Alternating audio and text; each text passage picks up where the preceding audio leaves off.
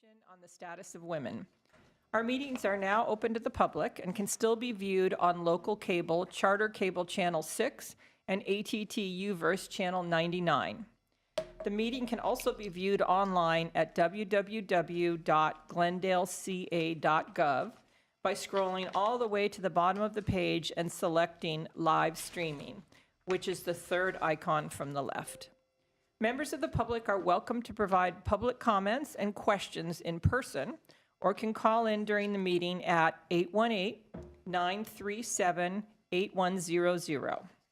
City staff will submit these questions and comments in real time to the appropriate person during the Commission on the Status of Women meeting. May I have roll call, please? Yes. Commissioners Bursalian, Here. Hojayan, Here. Chair Lamboat, Here. Arian, Present. Yance, Present. Ex officio Hovhannissian, Here. Ex officio Veselinov. Here. Thank you. Next item, please. The next item is my report. The agenda for the February 12th, 2024 regular meeting of the Commission on the Status of Women was posted on February 8th, 2024 on the bulletin board outside City Hall. Thank you. Next item, please. Next are introductions and presentations. Our first item, item A, is a presentation on Women's History Month events at ACE 121 Gallery by Nina Crow, Chief Executive Officer of Glendale Arts. Welcome. Hello, thank you.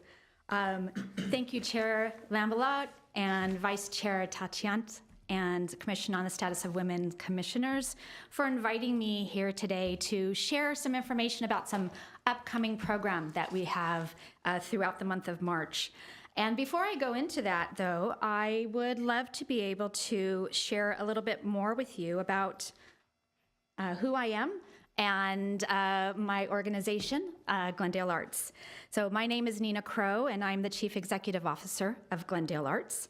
And as the name suggests, we are headquartered in Glendale. We have been here since 2008, so we're a long-standing nonprofit organization. And the arts is the exciting part of our name. Not that Glendale's not, but the arts really brings it all together.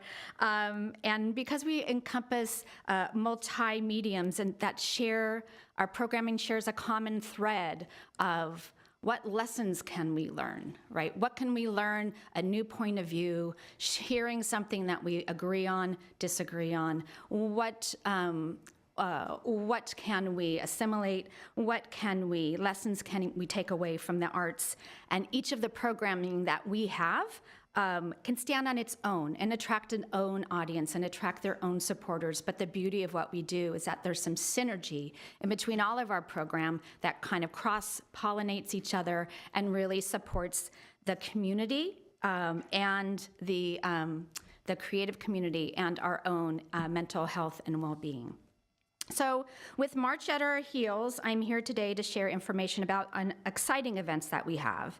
And before we do that, I was hoping I could just spend a little time talking about some of our other programming that we have leading up to our March event, or before I talk about our March event, because they really do lead into the full breadth and depth of what we're talking about here on the multi-platforms that we have our programming in.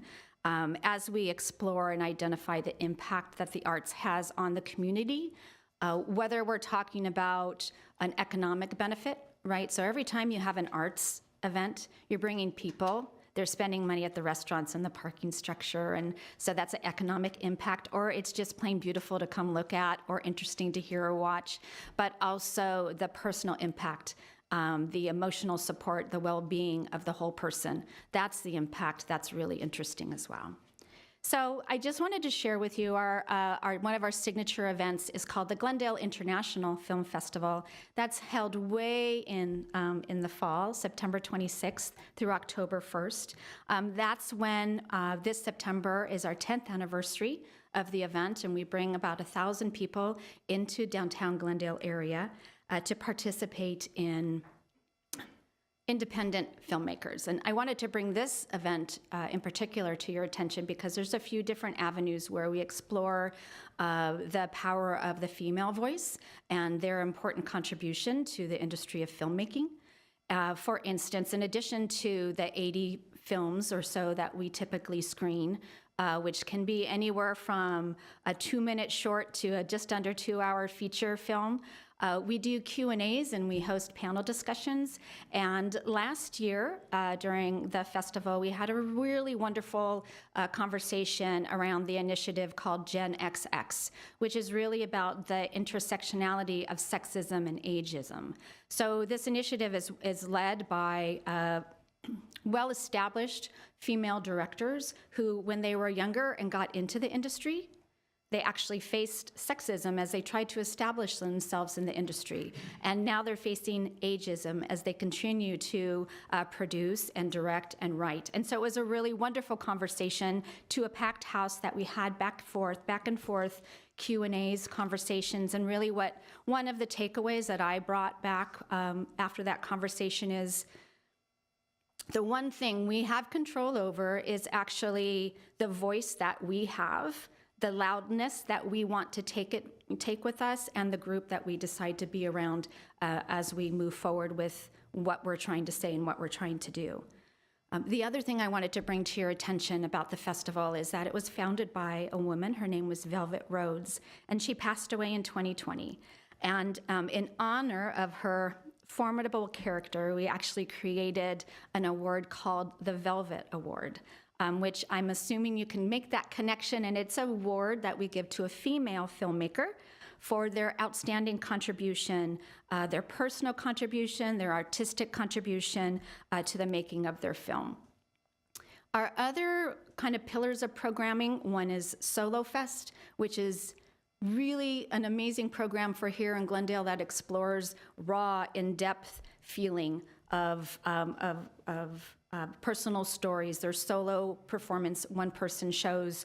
We have a balanced cast of female and male, so we get a nice presentation of different perspectives of growing up, of being a sister, of being a daughter, of being a mother, of being squashed in your voice, of finding your footing to share who you want to be and who you want to become. And then we have talkbacks with the artists, so it's a great opportunity for the audience members to get an introspective. We work with an organization also called Teen Talks, which allows for discounted teen tickets available, so we get a nice influx of students along with their parents, as well as we bring in some incarcerated youth to explore their stories and interact with the artists as well. It's pretty tremendous. And then some of the other events that we have is our summer soiree, which is just a celebration of arts in Glendale. Our artists, our musicians, our dancers, our donors, our visual artists all come together at our gallery, which on the far right here is the ACE 120 Gallery. The outside of the building is just a beautiful building to look at. It was built at the same time that an artist colony that it's connected to was built in 2017, and we're very proud to be there just over 6 months now. And that's a great segue to what is happening there in March at our home is in conjunction with Women's History Month. So this year, as you are aware, probably the theme is women who advocate for equity, diversity, and inclusion. And I could think of no other exhibit that we've done so far that really takes a look at the past and the present and identifies how we can lead with conviction about some of these important changes that we want to make. So the artist's name is Susan Arena, and her exhibit is called Apologizing for My Wild. And that will be on exhibit at the gallery from February 28th through March 30th. So the title is taken from a quote by poet and author Nikita Gill, and it says, "Some days I am more wolf than woman, and I am still learning how to stop apologizing for my wild." So basically the exhibit asks us to ask ourselves, how can we find our own voice while managing others' expectations of us? How can we stop doubting if it's okay to be loud, to be bold, or to be raw? And the exhibit celebrates women leading a project and also being the leader of a group, walking in front of that group. So just a little bit of information about what her style of painting, I'll go back to that, what her style of painting, drawing, she also has some ceramic sculptures that will come into the exhibit, and it all investigates the experience of being female. So she draws on cross-cultural and time and explores, in a sense, the contradiction of womanhood. So for instance, I think it's in this one here. Yeah. So characters of her work, such as Emily Dickinson, right? Emily Dickinson rarely left her home, but she reinvented the language of poetry. So this kind of like this opposition of facts. Or the Minoan snake goddess, who will also be in one of her paintings. It represents this fierce sexuality, but she also tamed snakes. So it's a really interesting duality of some of her paintings. So her artwork is equally about exploring drawing, color, and form. The work is really alive and very inviting. She's influenced by the technique and the history of art, but she also draws on sources like paper dolls and family photos and tattoo artists and objects that she finds in thrift stores. So in addition to the painting, some of her work is collage. And so I invite you to come to the gallery. We are having an exhibit, as I said, through March. On March 2nd, which is a Saturday evening from 6 to 8, we're having our artist reception, and that's a really great time to see the art, to visit it, to see what you think in person, what lessons, what does it make you feel, and talk to the artist and ask questions. And it's a really wonderful type of event to go to. We also have some other events. Women's History Day is on, International Women's Day is on Friday, March 8th, and we'll have some other events in conjunction with that. And then just as an aside, Susan she leads the arts department at Crossroads Elementary School in Santa Monica. And so we'll be having a hands-on workshop for kids ages 9 to 12 at the end of the month, and they'll work on some collaging projects. So we're right at the base of where the YMCA comes, and so it's just a really nice family friendly orientated gallery to be in. So we invite you to come to one or all of the events I just described, or at one of our Women's History Month events as well. So I know that that's a lot of information coming to you. You might be woozy, but if you have any questions, I'd be happy to answer them for you. I do appreciate your time and letting me talk a little bit. Thank you, Nina. That was wonderful. And I think we're really looking forward to going. I'm sure several of us. And I think, it's an important thing to do. The timing is wonderful. And we really appreciate you coming today. We often have speakers on sort of dire subjects, obviously, but this is important too. And it's important to spread the word about our commonality and our sisterhood. Mm-hmm. So thank you again for coming. Thank you for having me. Would anybody else like to ask questions?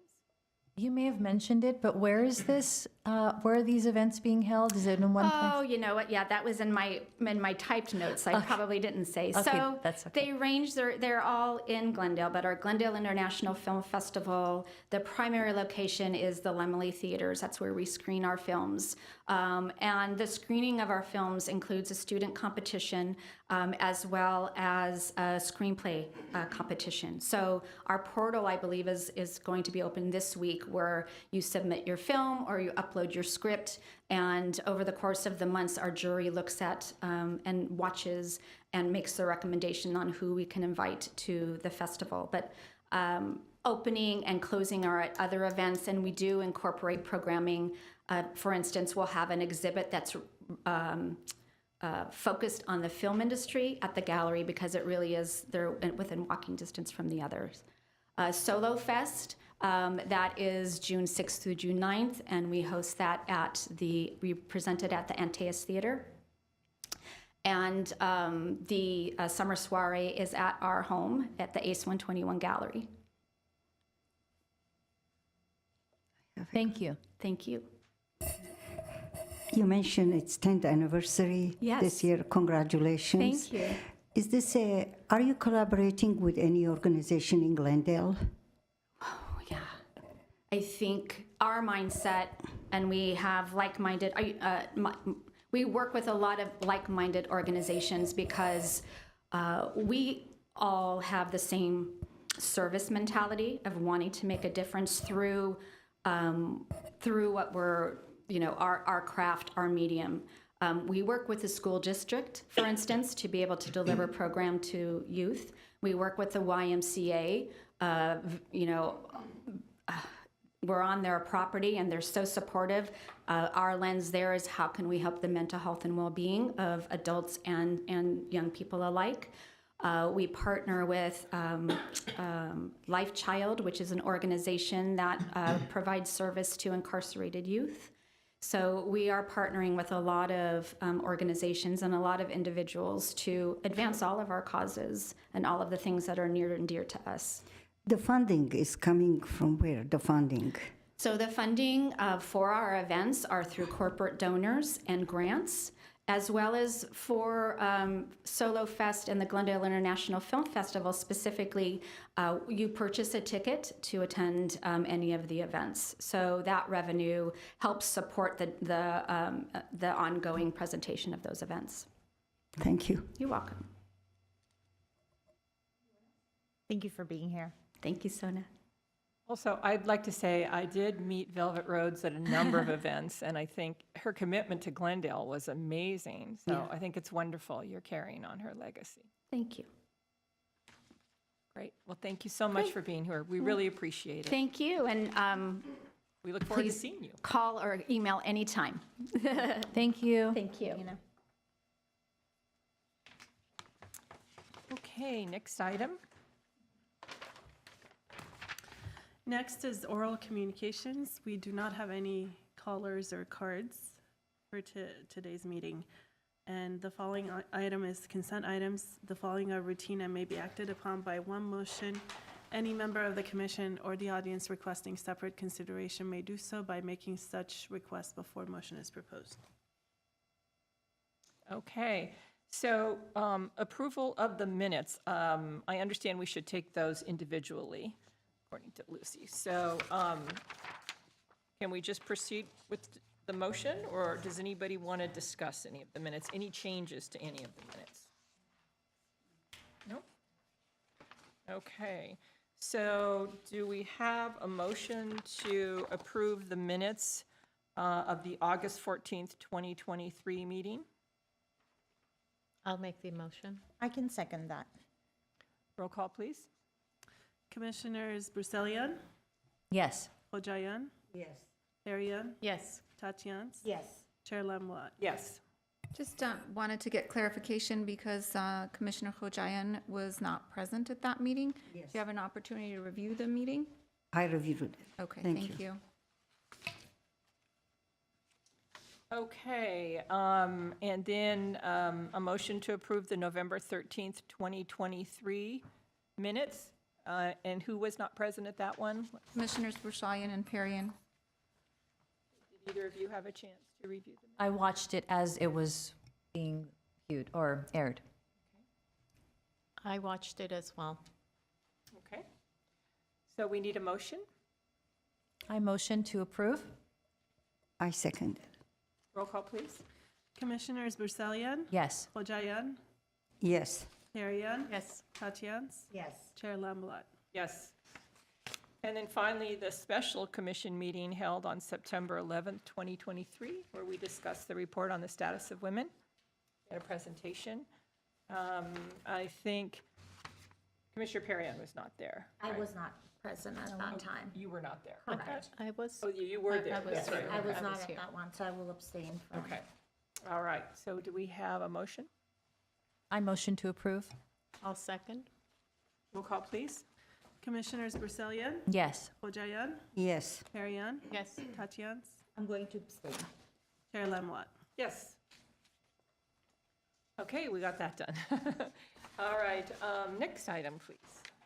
Next are action items. Action item A, consideration of recommendation to City Council to sign the California Equal Pay Pledge. Do we have a report, please? Yes, motion making a recommendation to City Council to sign the California Equal Pay Pledge. I will now turn to Dr. Arman to talk about the report. Hello. On February 6th, 2024, Councilmember Ellen Asatrian requested the California Equal Pay Pledge be put on a future agenda of City Council for discussion. City Council voted to accept the request and agendize the item for discussion at a future date. We are grateful to have today to present background for us Kimberly Vey, who is the Program Director of the California Commission on the Status of Women and Girls. Kimberly, thank you for joining us. Hi, thank you for having me. We will pass it on to you. Thank you, Kimberly. All right. I think my, there we go, thank you. Could I just clarify for a moment? The presentation is to inform us about the Equal Pay Pledge, and then we will have the opportunity to make a motion to recommend that the City Council sign the pledge, or not sign the pledge, or another alternative. So that's our objective here today. And as I understand it, it's going to be agendized, but there's no date for it yet, right? Yes. Okay, thank you. Sorry to interrupt, Kimberly. Oh, no worries. No, that's perfectly fine. Thank you. All right. Well, thank you for having me attend your meeting. I really appreciate it. And I just want to take a little bit of time to tell you about the Commission and the California Equal Pay Pledge. So next slide, please. Thank you.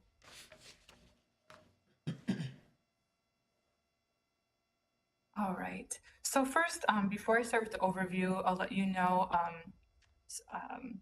my name is Kim Vey, and I am the Program Director with the California Commission on the Status of Women and Girls. And I've been with the Commission for a little bit over a year now. So I'm just going to give you a little bit of an overview and on what I'm responsible for. So the California Commission has been around since 1965, and we are tasked with all things gender equity across the state of California, which, as you all know, is a very heavy lift.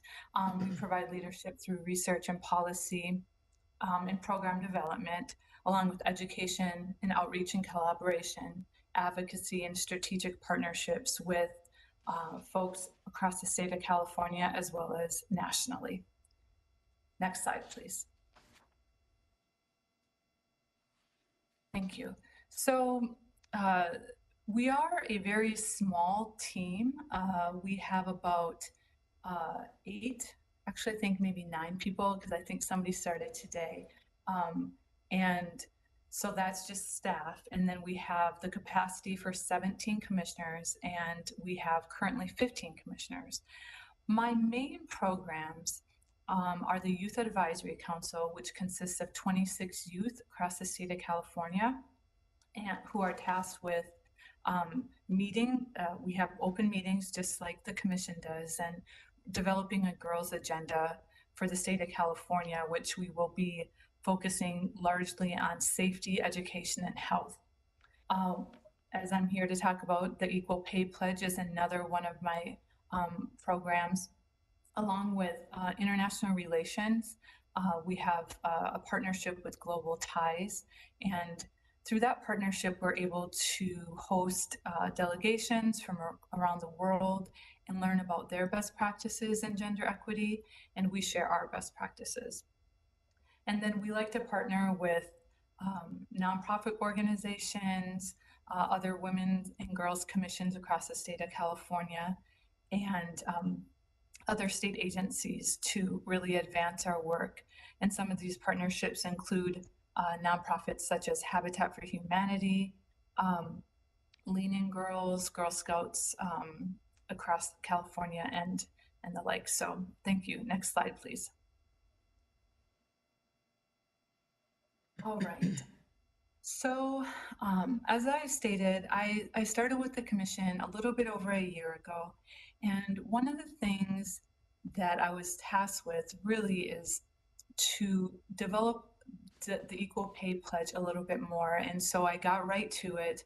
We have two partners for the Equal Pay Pledge. It's the Office of the First Partner, and then the California Partners Project, which is a nonprofit that was co-founded by the first partner, Jennifer Siegel Newsom. And so since the Equal Pay Pledge has started, which was about 2019, the pledge has evolved a little bit over time as far as what you see on our webpage, because it does live on the Commission's webpage. But the three main principles remain the same. When folks sign the pledge, they commit to conducting a pay gap analysis, reviewing hiring and promotion processes to reduce any structural barriers to equality, and also to promote equal pay best practices both within their company and organization and outside. And this can look like getting training, having all the managers trained on on equal pay laws in California and federal laws, retaliation, which a lot of companies already have in place, but it's just getting them to think, if they don't, something to think about. One of the things that we found as we have been kind of developing the pay pledge is that a lot of people have asked, do we audit? Do we audit that everybody has done this? And the simple answer is no, because we don't have the capacity to audit folks, and that's really not our role. Our role is to support people in their journeys. And we understand that when people look at the pledge and talk about it amongst their organizations, that everybody is at different stages of their journey. Some companies and organizations who take the pledge are already doing all of three of these things, and they've been doing it for years. Some organizations who take the pledge maybe have been doing one of these three things or two of these three things. We understand that everybody is different. I mean, not everything is going to fit nice and neat in a package, especially since we're dealing with organizations that may have 2 employees to an organization that has over 10,000 employees. So it's going to look different.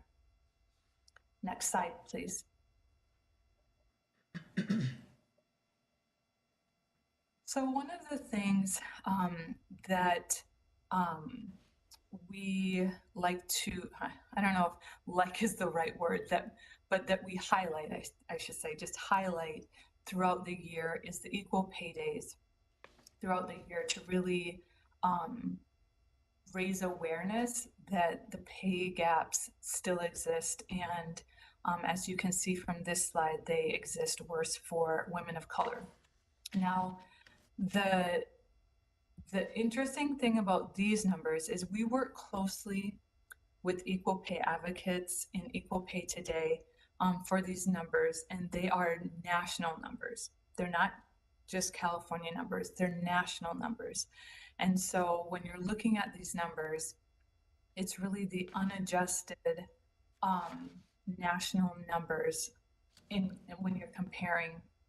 So I just want to let people know that when we do get California numbers, we do make people aware, but these are the national numbers. And these have changed also throughout the years. Within the last couple of years, if you look, let's just look at March 12th, upcoming Equal Pay Day. So 77 cents for all earners. And what that means is women who are working maybe 3 part-time jobs or part-year seasonal work. That includes all earners, because that wasn't being included in the numbers. And as you know, a lot of women have, maybe 2, 3 part-time jobs to put food on the table, or just have seasonal jobs.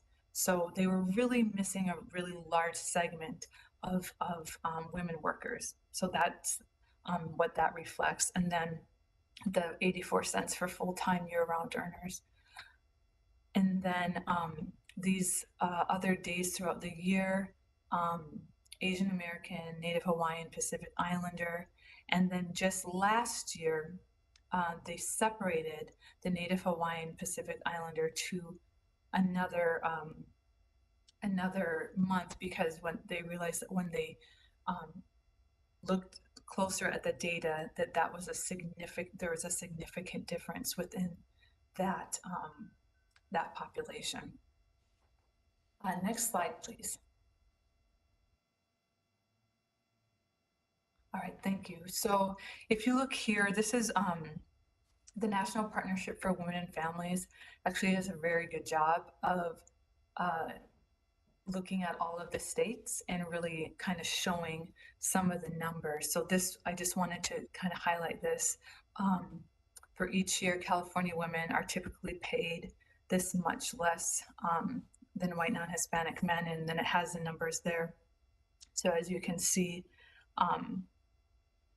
those numbers vary depending on the population. So, excuse me, this is one of the resources that I do use in order to paint a better picture for what's happening in California.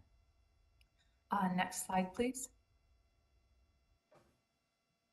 Thank you. So again, I really actually like these types of numbers because it kind of really brings to light and makes something tangible.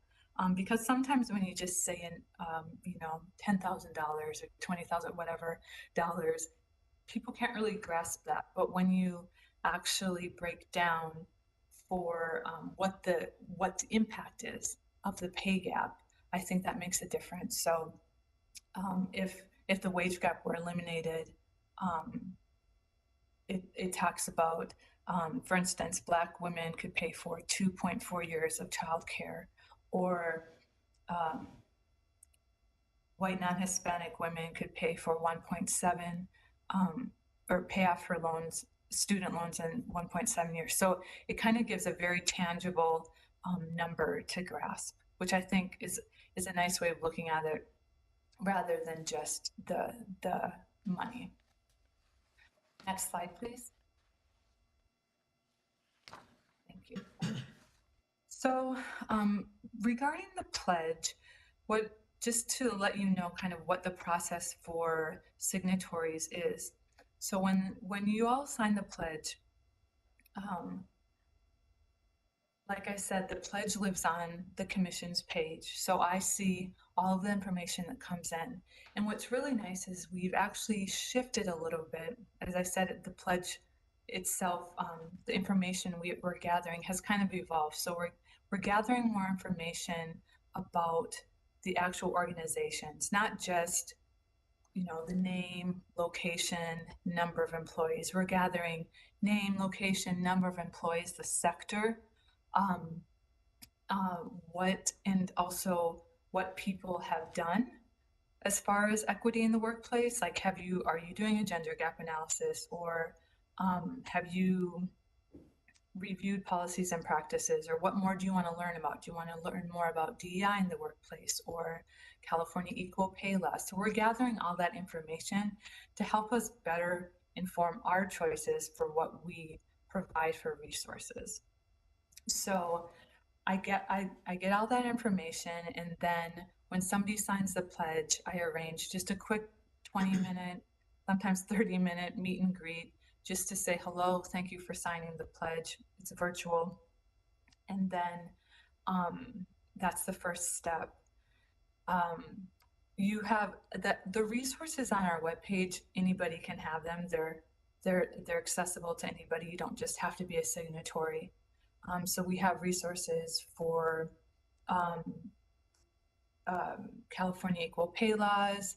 We have resources for conducting a pay gap analysis, or we've recorded videos that people can access. So those are all accessible anyways, but I like to remind the signatories when they do sign the pledge that they are able to access those. And then, Kim, could I interrupt for a minute? yeah. Could you explain number 3 a little bit more, social media toolkits for equal pay days throughout the year? Yeah. So what we do is the equal pay days that I referenced in that earlier slide, starting with just the general equal pay day, and then kind of going throughout the year, Mom's Equal Pay Day, Black Women's Equal Pay Day. What we do is I like to send the social media kids, ideally, about three or 4 days before those days actually happen. And so what that looks like is it's just an awareness. So if you're an organization that uses let me see, Instagram a lot, or what is it? Not Twitter, X, I guess, or LinkedIn. You have I'll give you the tools to raise awareness for the pay gap. So generally it will be about maybe 4 or 5 lines of how hashtags of how the pay gap impacts that specific population. And then also graphics. So because if you go on our partners website, which is Equal Pay Today, they're a great website. But the toolkits that they have it's a bit overwhelming. It's a lot of information. And so what I like to do for our signatories is just pare it down and just give it to you like, here's 5 things that you can post for this Equal Pay Day. And you can share it with employees, you can share it externally, whatever you choose to do with it, that's your choice. Thank you. You're welcome.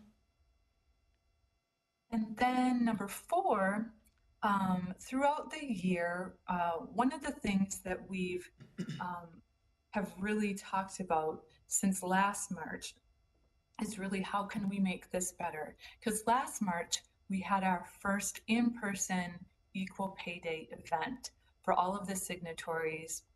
We invited everyone to Sacramento to recognize them. And it was a really great event, and time to meet people face to face, to network and really learn from each other. And after that event, we were talking, so the Commission and the Office of the First Partner, the California Partners Project, were talking, and like, that was really great. What's next? What can we do to make this better?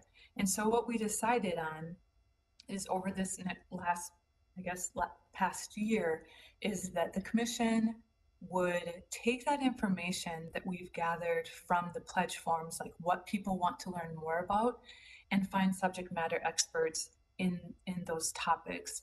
So what I've been doing is hosting virtual panels or speakers of equal pay educational briefings. And that's ranged from California equal pay laws to diversity, equity, and inclusion in the workplace. And this Thursday, we actually have one that is conducting an annual pay gap analysis. And those, again, the signatories get an invite, of course, but those are on our website, so it's open to anybody. And so that's one thing that we've been doing. We've also, California Partners Project has been working on an equal pay playbook. So from my conversations with signatories, along with the information that we're gathering on the pledge form, they've actually been talking with signatories in some focus groups, gathering best practices and pain points. And so on March 12th, which is the first Equal Pay Day, we will have our second in-person gathering in Sacramento for everyone to be recognized and celebrated, and they will be releasing that playbook. So those are types of things that we like to do for the signatories, because it really is more beneficial, of course, as you know, when we work together and are not siloed, and definitely connecting people with each other. Like if one nonprofit is having trouble doing one thing, right, and I'm like, oh, I talked to this nonprofit who's doing really great work in this area, you know, connecting them. So that's why we like to have conversations with people and really get to know what they're doing in the equity space. Next slide, please.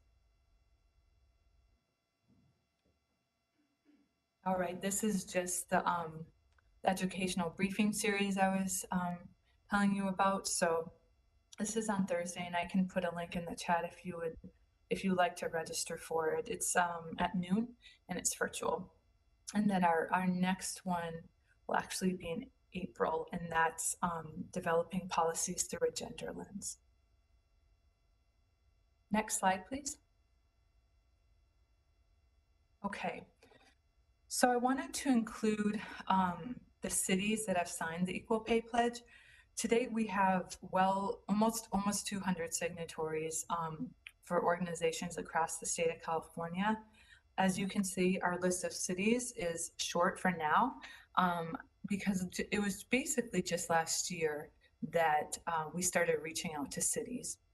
So I wanted to highlight that there are, let's see, seven cities on this list, but I wanted to highlight the number of employees that they have, because I think, for me personally, when I think about organizations or cities or counties, whoever is signing the pledge, I really think that it's important to keep in mind that equal pay doesn't just affect women, as we know, it affects families and communities.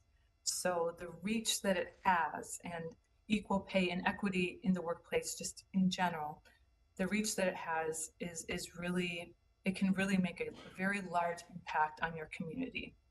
So I wanted to highlight this, and I have talked to some of these cities, and I just put a few little notes on some of these and what they're doing to advance equity in the workplace, such as training and coaching and mentoring their managers. And one of the ones that I really liked, I don't know if I put it on here. Oh yeah, for Long Beach, creating a women's leadership development program, and really just doing something about if they do find gaps, as far as like, oh, this part of the workforce, there's, you know, more women in entry level.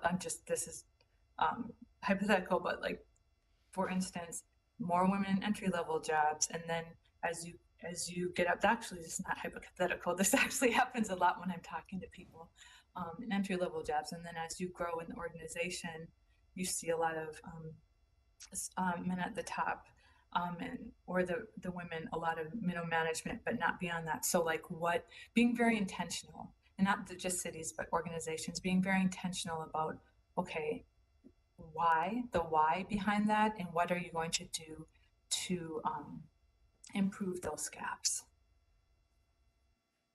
Next slide, please. All right, so I just wanted to give you, of course, the website, and the Equal Pay Pledge is actually under programs, but right now, since we are trying to reach a goal of 200 signatories for this March 12th event, the pledge, you can find it like right on our front page there. And then of course, if you have social media, I invite you to follow us. I believe we're on Instagram, LinkedIn, and X. And also, I know that you will discuss to see if this is right for the city of Glendale, but I also encourage you, if you work for an organization or own your own business, I also encourage you to think about taking it for your organization or your own business as well, because it's there's no limit to how big or small the organization can be. And then if you have any questions, please feel free to contact me at my email address. Thank you. Thank you so much, Kim. I'm sure we have some questions or comments. I just wanted to clarify something. The first partner that's working with you is Jennifer Siebel Newsom, the governor's wife, correct? Yes. I didn't know if everybody realized that, so just wanted to make sure. Any comments or questions? I had a question, but I think you may have addressed it. I was wondering if cities or government agencies or organizations are approaching the pledge differently. But it appears from your slide that they're doing different, everybody's doing something different, it looks like. Yeah, I mean, that's a great question. I think what it comes down to is they are going to be approaching it different just because they might already be doing some of these things, right? And so, and depending on capacity, some people choose to contract out to do, I'm just saying this, the pay gap analysis. Some people choose to contract out, do an outside company. Some people do that internally.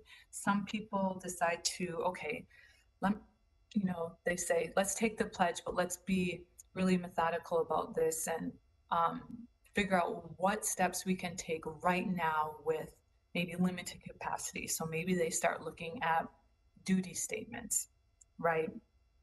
Looking at what might be considered not really necessary in a duty statement. I think, sometimes duty statements have been around for so long, you don't really think about the language, but then when you take a closer look at it, you're like, oh, this says him or her or his or hers. And it's like, does that really need to be in there, right? Like, it's kind of unconscious, or ability to lift whatever pounds, or I mean, there's a lot of things. So I think, to answer your question, everybody's approach is different, and that's okay.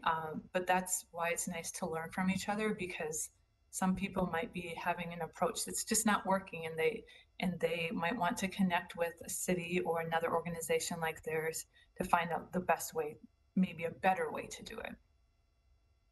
Okay, that's very helpful. And it looks like a lot of organizations are using the pledge as a goal. They're not stating that right now, this is what we're doing. And shouldn't hesitate to take it because they may not be doing this right now, right? There's no timeline, there's no auditing. I assume that at least some organizations view it as a goal. Is that accurate? Yes, I would say yes. I would say that I have talked to organizations that are like, oh, we're already doing all three of these things. Like, we're already doing this. Great that you would, be an asset to take the pledge and be an advocate and an equal pay champion, and people can learn from you, right? Other organizations are a little bit hesitant because they're like, oh, I don't know if I can do all three things. And I always say, you don't have to do all three things all at once, right? It's a journey, it's a goal.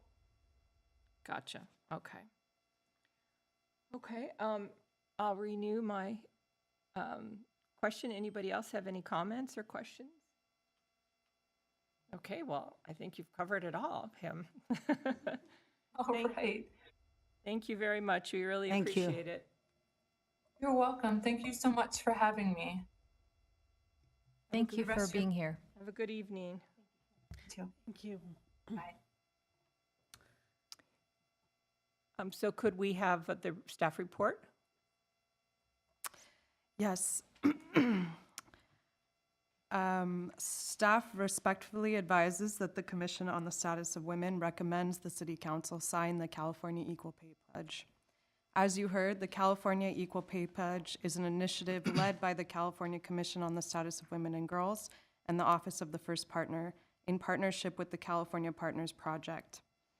There are a variety of ways that the gender pay gap impacts women in the state of California. I want to point to a couple of them today.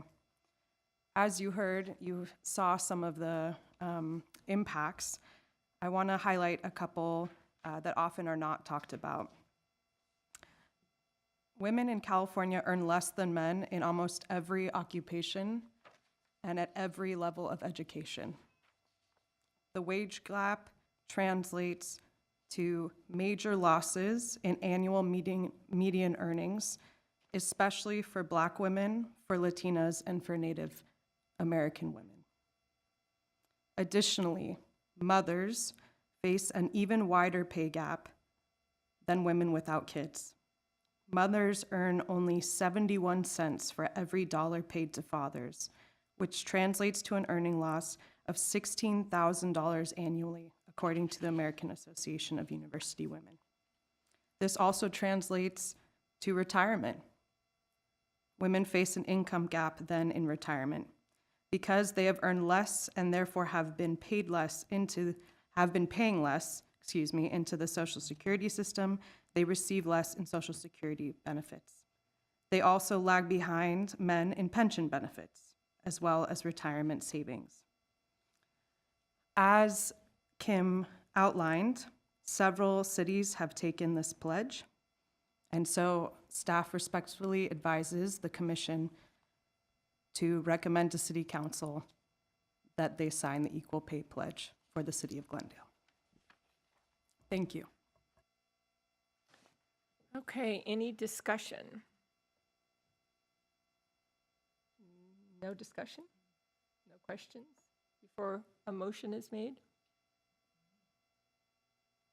Okay. And then we're all clear on what the pledge is. It's on the second to the last paragraph in the staff report.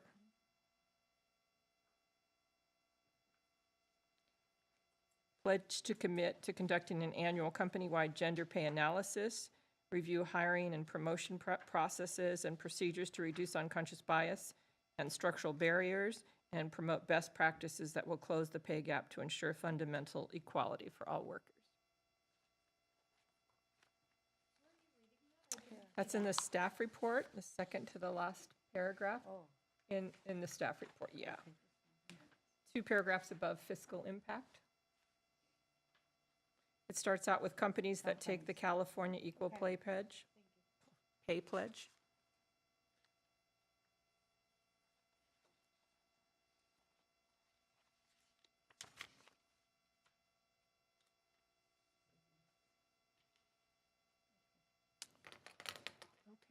Okay. So now we have the option to make a motion that the City Council sign the pay pledge, the Equal Pay Pledge, make a motion to not recommend it, or to consider any other alternatives. So do we have any motions at this time? I'd like to make a motion to recommend to the City Council to sign the California Equal Pay Pledge. I second it. Roll call, please. This one. Commissioners Bruselian, Yes. Hojayan, Yes. Perrian, Yes. Katians. Yes. Chair Lambalot. Yes. Thank you. Next action item, please. Next action item is motion requesting, I apologize, lost my way here. Thank you. Request for proclamations from City Council. 1, motion requesting a proclamation from Glendale City Council designating March 2024 as Women's History Month and March 8th, 2024 as International Women's Day. 2, motion requesting a proclamation from Glendale City Council designating April 2024 as Sexual Assault Awareness Month and April 24th, 2024 as Denim Day. I will now turn to Dr. Arman to give the staff report. Thank you, Dr. Abajan. In an effort to promote awareness and education to the community regarding issues pertaining to women, the CSW may request 2 proclamations from the City Council. The chair of the commission may receive these proclamations on behalf of the CSW. First, on Women's History Month. Every year, March is designated Women's History Month by presidential proclamation. This month is set aside to honor women's contributions in American history. Women's History Month began as a local celebration in Santa Rosa, California. The Education Task Force of the Sonoma County Commission on the Status of Women in California planned and executed a Women's History Week celebration in 1978. The organizers selected the week of March 8th to correspond with International Women's Day. The movement spread across the country as communities initiated their own Women's History Week celebrations. This grew over time to Women's History Month. Importantly, what I would like the commissioners to know is that National Women's History Month's theme this year from the National Women's History Alliance has been chosen as Women Who Advocate for Equity, Diversity, and Inclusion. This theme recognizes women throughout the country who understand the need for a positive future to eliminate bias and discrimination entirely from institutions and everyday life. International Women's Day, March 8th, is a global day celebrating the social, economic, cultural, and political achievements of women. The day also marks a call to action for accelerating women's equality. Should the Commission provide direction to request this proclamation, staff will request that the proclamation be received at the Glendale City Council meeting on Tuesday, March 5th, 2024. Regarding Sexual Assault Awareness Month and Denim Day, April 2024 marks the 22nd anniversary of Sexual Assault Awareness Month, or it's often called SAM. SAM is about bringing both awareness and prevention of sexual assault, harassment, and abuse. Denim Day, observed this year on April 24th, was sparked by a female Italian parliament member who protested the Italian Supreme Court's decision to overturn a rape conviction based on what the victim was wearing. The judge had argued the female victim was wearing tight jeans. She must have helped her accuser remove them, thus implying consensual sex. After this ruling, women in Italy wore jeans to work in protest. This call to action motivated the California Senate and Assembly to do the same. This movement grew with Peace Over Violence, and Denim Day in LA was born. The first Denim Day in LA was in April 1999 and has continued every day since. Should the Commission provide direction to request this proclamation, staff will request that the proclamation be received at the Glendale City Council meeting on Tuesday, April 2nd, 2024. Thank you. Thank you. Thank you. Any questions or comments? I have a question. So we're looking at April 24th of this year to be Denim Day. We know April 24th is the Armenian Genocide Memorial Day. So would that be in conflict with that, or would it be kind of muted out? Could we make it another day? Is that possible, or? Well, Denim Day is a national. Oh, it's a national. It's a national day. We don't choose the. Oh, the I see. particular Okay. date. This year it happens to coincide with April 24th. It doesn't usually coincide with April 24th, and the proclamation will be received on April 2nd. So it doesn't coincide with the meeting immediately prior to April 24th. Okay. So, and also there are many proclamations within 1 month. It doesn't have to be confined to one or. Okay. Yeah. Okay. So, Thank you so much. And I don't believe we're holding any sort of event on that day. As a matter of fact, in my workplaces, what we would do on that day is everybody would wear denim, but we didn't actually have a specific event. So I think in that instance, it would be up to people to decide if they want to do that. I was just talking about the local level, that's all. Thank you. Any other?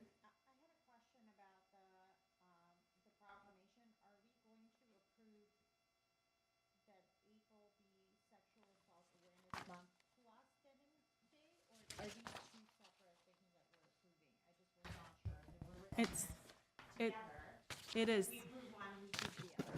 It's a proclamation that includes both. But there's two separate proclamations, Yes. one for March, one for April. And if we do approve these, I will go, unless something comes up, as they usually do, but it would be wonderful to have as many commission members as possible, and the students there, if possible. They're at the beginning of the meeting, close to the beginning of the meeting, and it just takes a few minutes, so it would be good to have the support there. Sure, we will be there. So that's on April 2nd.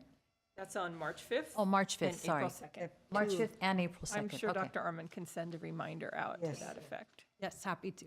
Thank you. Do we have an emotion, do we have a motion for number 1, requesting designating March as Women's History Month and March 8th as International Women's Day? Yes, Sure, I'll make a motion to that. Any seconds? I second it. Roll call, please.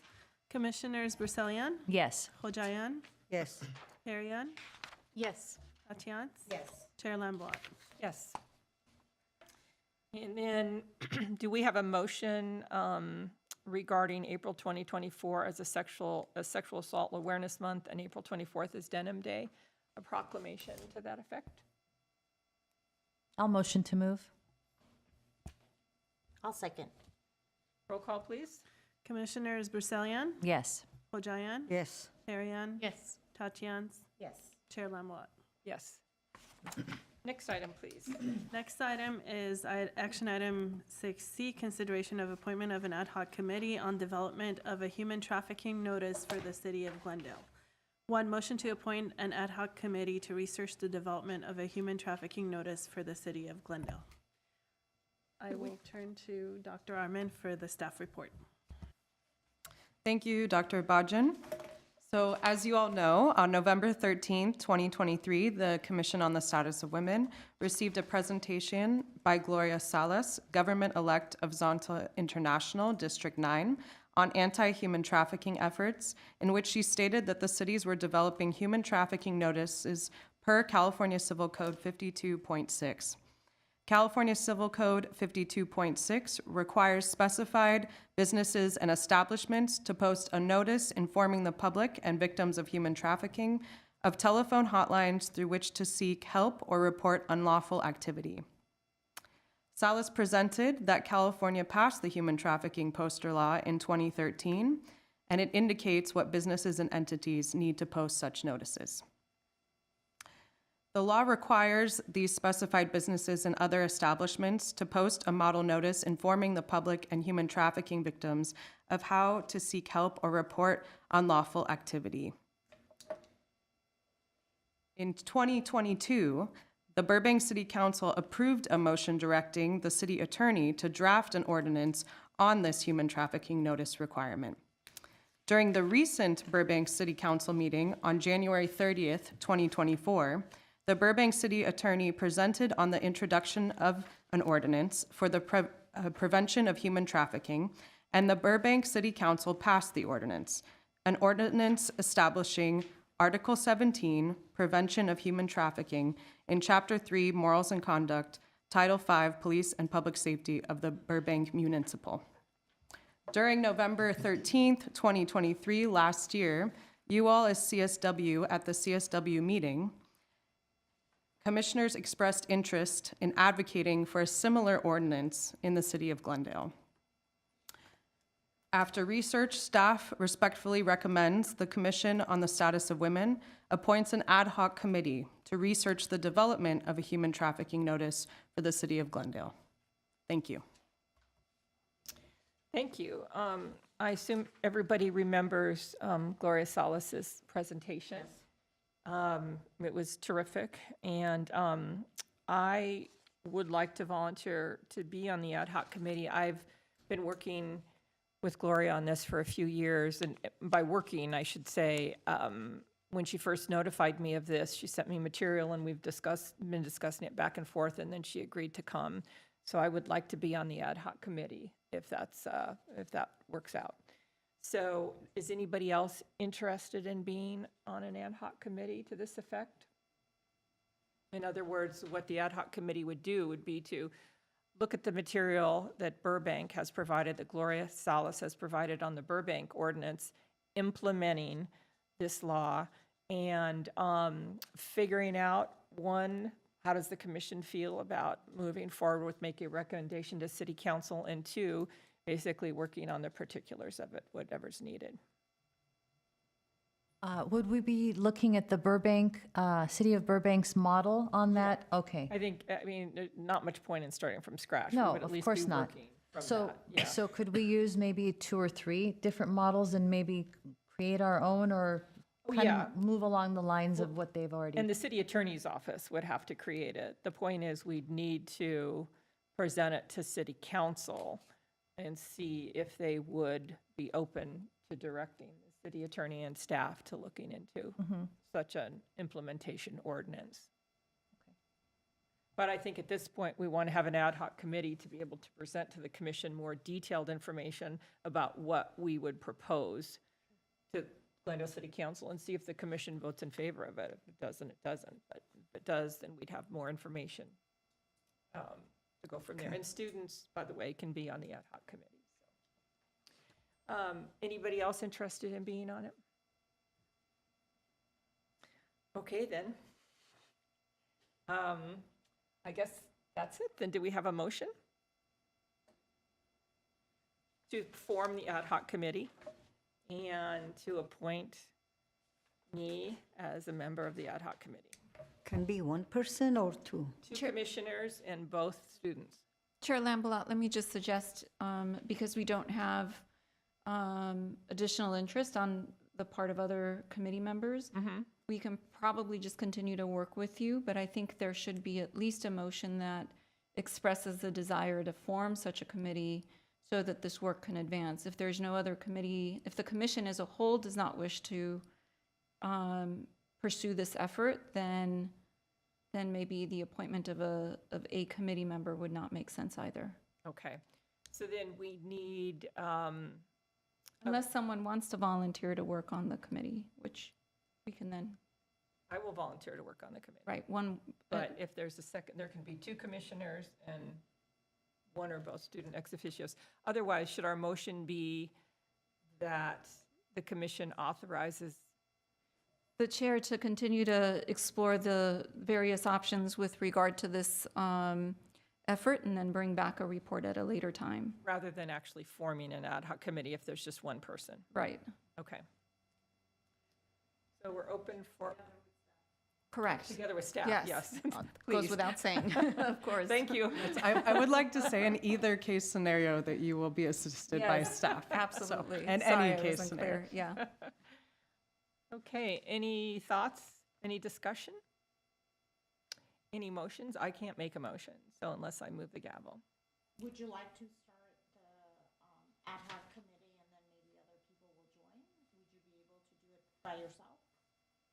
I just don't know what the time commitment is at this point. I understand, I right mean, now. I was the only member on the report on the status of women ad hoc, and obviously staff worked closely with me. Yeah, and remember, I mean, we're not drafting the ordinance. We're simply bringing it to a point where we can, bring it to the commission. If the commission approves that, I guess, I and staff can move forward with researching this more. Yeah, I could definitely Yeah. make a motion. Okay. I don't see why we would be prohibited from adding somebody to the ad hoc committee at the next meeting if they were interested. Yeah, and I'm not sure exactly what we would be investigating as far as the details. We need to look at everything and see if this is something that the commission thinks is feasible, and obviously this is the first step. The city council, would have to take it from there, and the city attorney's office, et cetera. So. I am also concerned with the time commitment, as Commissioner Tatian says. Do we have any idea about what the time commitment might be? No, No. just sort of dig into the material and see. I can bring the motion Okay, to start the ad hoc committee to look into the human trafficking law. Let me look at the exact wording. I don't know if I have it in front of me, but I'm making the motion to start the ad hoc committee.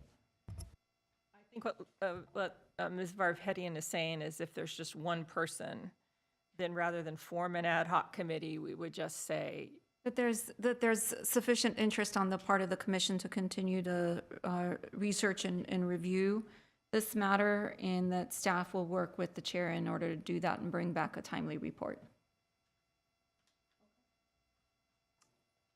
I think that's the motion, so now we're looking for a second. Would you, I'll bring the motion. I second. roll call, please? Commissioners Bruselian, Yes. Hojayan, Yes. Perrian, Yes. Tatians. Yes. Chair Lambois. Yes. Okay, next item, please. Next are reports, information only. A, update on Glendale Women Today event. Dr. Ehrman?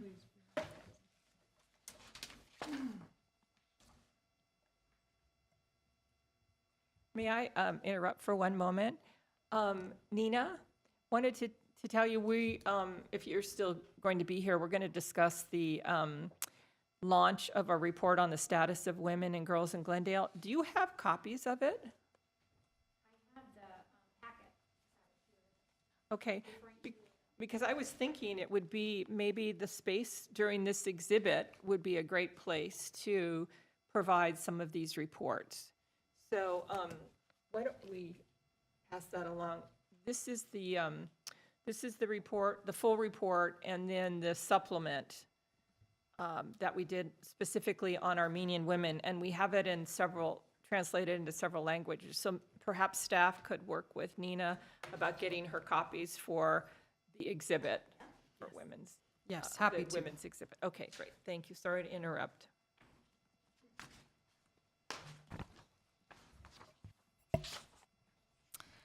So I am lucky enough to get to talk about our successful event that we just had. As you know, the Glendale Women Today report on the status of women launch and Women Leaders Networking Night occurred on November 15th, 2023 at the Glendale Adult Recreation Center. There, attendees heard from members of the commission, listened to a presentation on key findings from the 2022 to 2023 report on the status of women and girls, and were provided the opportunity to foster meaningful connection between leaders in the city. I want to thank everyone who attended, and this event was organized by the Education, Awareness, and Outreach Ad Hoc Committee of the Glendale Commission on the Status of Women, and I want to thank those commissioners for all the work and time that you all put in. At the event, Glendale Commission on the Status of Women Chair Diane Lambolat, Vice Chair Sonia Tatians, Commissioner Sada Hojayan, and City Clerk Dr. Susie Abajan gave remarks that spoke to women's equity in Glendale and the process of producing the report. Mayor Dunn Brotman, Council Member Ellen Asatrian, and Council Member Paula Devine gave remarks on the status of women in Glendale and thanked the Commission on the Status of Women for producing the report. City Clerk Dr. Susie Abajan and Commission on the Status of Women staff Dr. Sophia Arbin gave a presentation produced by Mount St. Mary's University and the Office of the City Clerk on key findings from the report, followed by a discussion portion.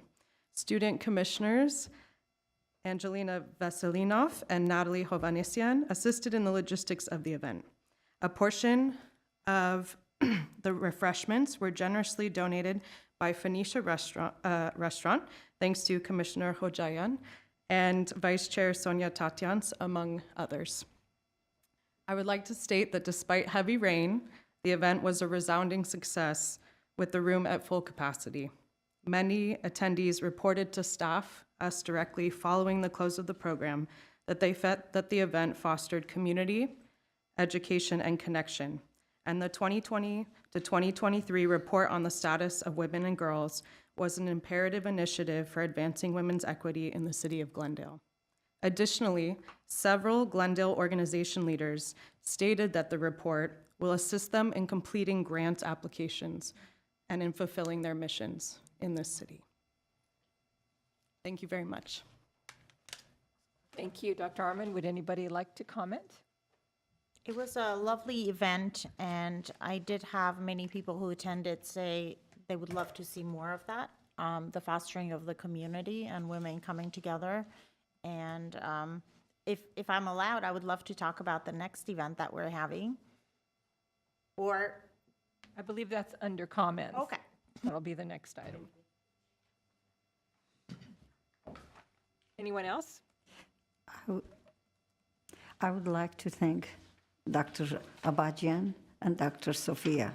They done a very hard work for that event together. It was a teamwork. Thank you. Thank you so much. It was I'm a sorry pleasure. I missed it. You Well, were we missed. missed You you. were It missed. was, I must say, it was a really terrific event. Yes. And it was the first rain of the season, and it wasn't only raining, but it was pouring. And I thought, I wonder if we need to call it off, and we didn't. And it was just amazing. And Dr. Bajian and Dr. Arman and others, city staff put together.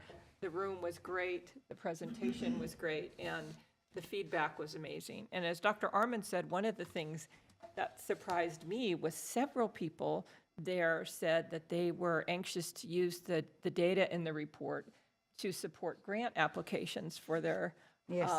organizations, which is nothing that actually occurred to me when we were working on it. So it was a really wonderful event. Okay, thank you. Thank you. Next item.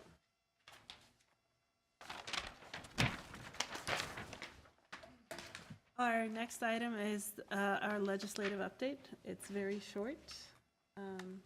Dr. Arman, what do you have for us? Yes, thank you. Thank you, Dr. Abajian. So we don't have Kira here today, our contract lobbyist here today, because we're in a kind of in-between portion of the legislative session. So I'm going to give a little bit of background information on that. The state legislature returned on January 3rd, 2024 to begin the second year of the two-year legislative session and has until February 16th to introduce new legislation. It is expected that hundreds of new bills will be introduced in the week prior to the deadline. For newly introduced bills, the legislature has until May 24th, 2024 to pass bills out of the House of Origin. At this time, there are no newly introduced bills for consideration by the Commission. The next legislative update to the Commission at the next CSW meeting will contain several bills for the Commission's consideration. The legislature has until August 31st, 2024 to pass bills and send them to the governor for his signature. Thank you. Any questions or comments? Okay, next item, please. Next, our Commission on the Status of Women and Staff comments. I wanted to go over the event we'll be having, and I forgot about the legislative updates, which, we didn't have a lot. So the commission has partnered with Glendale Arts to have an event on March 7th. In lieu of March 8th, which is International Women's Day, we'll be having an event at the gallery. And we have decided to focus on having a panel of women. And it will be women of all ages who are Glendale locals. And the theme would be women supporting women. So the idea would be that we'll have a panel and we'll have a networking community portion where other women can get to know each other and support one another, moving on with the theme of women supporting women, getting to know each other in the community. It's a free event, and we're thinking of having it from 6:30 to 8 p.m. 6:30 to 8 p.m. And that's coming from the ad hoc committee, the educational and outreach, community outreach. It's ad for hoc committee? it's for correct, but I think we specifically wanted to do something for International Women's Day. Right, but Yeah. the discussion was with the ad hoc Correct. committee. So the ad hoc committee has formed this and come up with the idea and stuff, okay? Well, if we use the same list of contacts we did for the launch on November 15th of the report, hopefully we'll get a good response. And the idea is to add on to that contact so we can have more and more women involved. Yes. And we traditionally have not done anything specifically for International Women's Day. And so I think it's great that we're doing this. This will be at the same day, for International Women. Well, we're doing it on the 7th 7th, because yeah. on the 8th, there will be other events happening throughout the city, and we did not want to compete with a Friday night, so we thought 7th would be a great day to do it. That's a On a Thursday. Thursday night, correct. It's great. Yeah. I hope we can You all wanna be say there to anything the about the extent we're panel? in town and available. and show our support since it will be put on by the commission. Will we get an email reminder about this, just so we can put it on our calendar? Yes, absolutely. After we walk out of here and make sure that we Yes, get that. absolutely. Now that we've chosen the date, solidified it, Yeah. and have our location, absolutely. I will Thank do that you. right after Thank this meeting. Is- And I do, if I can, speak to what Vice Chair Tatiana just mentioned. One of the reasons why we had so much success at our last event is we did a lot of personal outreach. I also want to Yes. thank the Education Ad Hoc for doing that personal outreach. We, as staff, also did one-to-one emailing, calling to encourage members of the community to attend. So I want to offer, number one, that we are a resource here to execute if you have people or organizations or women leaders who you feel should be there. We'd be happy to reach out to any of them. Or if you think of other people to put on that list at any time, that we'd be happy to keep that as our running and growing list of community partners. I think we need the help from commissioners too. Together we can work. Certainly, and if there's anything specific that the ad hoc committee needs from specific commissioners or individual commissioners, not necessarily by name, but if you need us to do something in particular, please have staff reach out to us so that we can make it a And also success. we are going to have reception too. Any other comments about events that anybody attended or anything? I'd like to say something at this point, if nobody else has any comments. That's it, no? Well, this meeting actually marks the end of my service as a commissioner on the Commission on the Status of Women. It has been an incredible honor to serve the women of Glendale community for the past little over 8 years. I'd like to thank Council Member Paula Devine for my appointment and support throughout my 2 terms. I would also like to thank all of the commissioners, present and past, and along with staff members I've had the pleasure of working with all these years. I do want to send a special thank you to Christine Powers, former city staff support to the CSW. I did work with her, I would say, probably about 7 years, and she was an incredible support as well.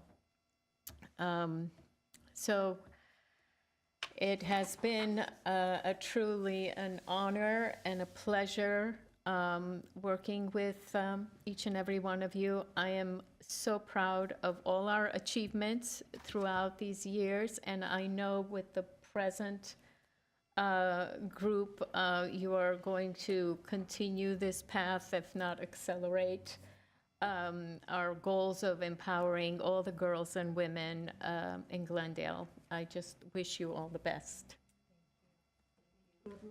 Thank you so much. We will miss you. It's been a joy and a Yes. pleasure to work together on many things and to get to know you over all these years.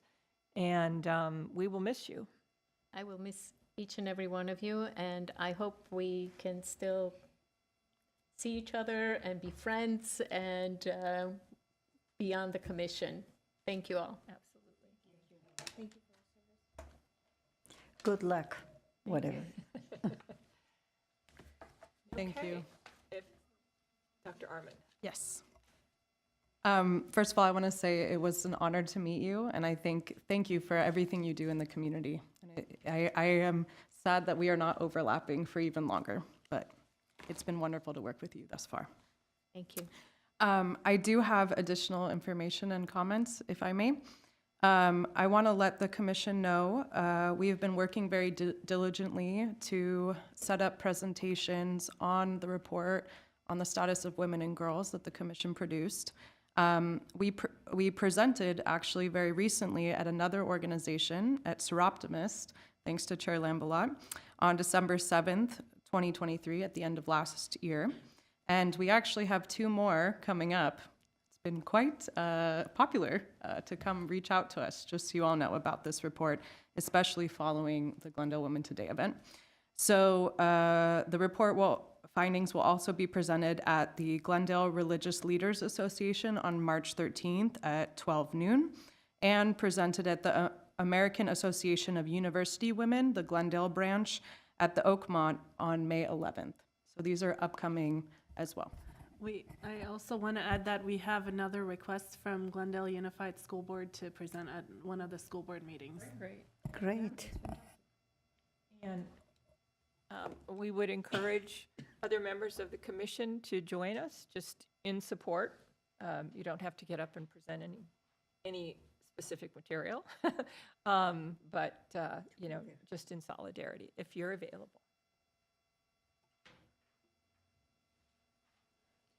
All right, and I was just going to mention, too, that I did attend a human trafficking forum at the Burbank Library, I think the Buena Vista branch, on Saturday, January 27th, put on by Zonta. Not only did they have speakers including police officer and other advocates and activists regarding human trafficking, but a human trafficking survivor who is now the program prevention manager at Zoe International. Her story was horrendous and riveting, and she's a survivor, and is just an amazing person. So I think that just sort of falls in line with what we're looking at with regard to the a possible implementing ordinance. So I just wanted to mention that. All right, any other questions or comments? I just wanted to give a small shout out to Fempowerment at Crescenta Valley High School on Tuesday, which is tomorrow. We are hosting Walk in Her Shoes at school.